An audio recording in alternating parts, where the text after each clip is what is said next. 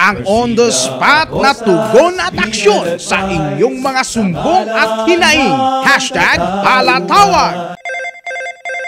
Ayan, sa mga nakaantabay natin live viewers ngayon, handa na ba kayo? Handa na! Enoch! Hindi na po natin patatagalin pa upang kayo po ay direktang makausap at agad naming maasistihan ng inyong problemang legal. Sa sino mang nais makausap ang ating punong manananggol pambayan, i-comment nyo lamang po ang mga sumusunod. Yung pangalan, cellphone number, tahanan o address, problemang legal sa ating comment box. #palatawag na! Alias Maria, Aka, Oo. also known as Maria, ang salaysay niya, JCI, Ito po.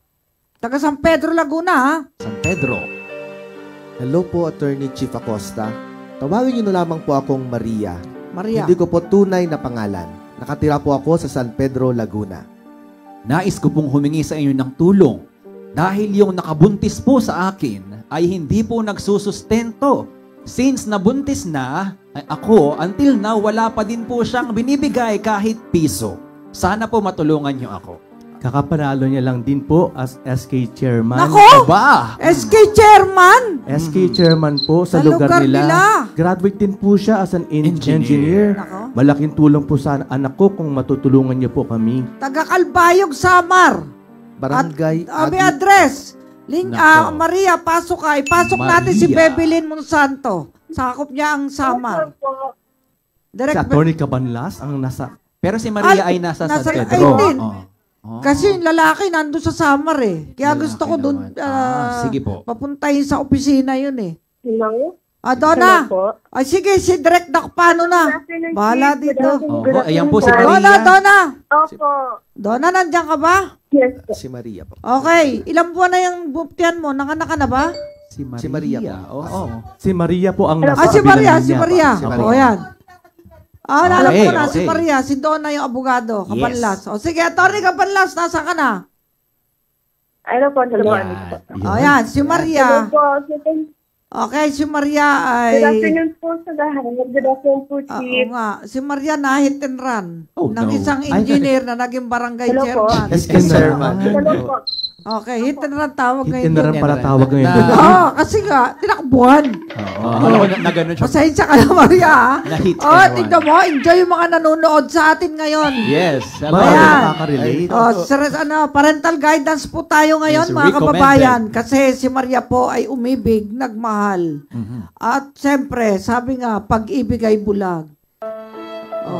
Dahil sa pangako ni engineer na naging barangay official na, SK nanalo Chairman. pa. SK Chairman. SK, ang bata pa niyan. Bata, ilang taon na po ba Ilang yun? taon ka na, Maria? 23 po. Bata pa. Matanda ka sa kanya? Same age lang po.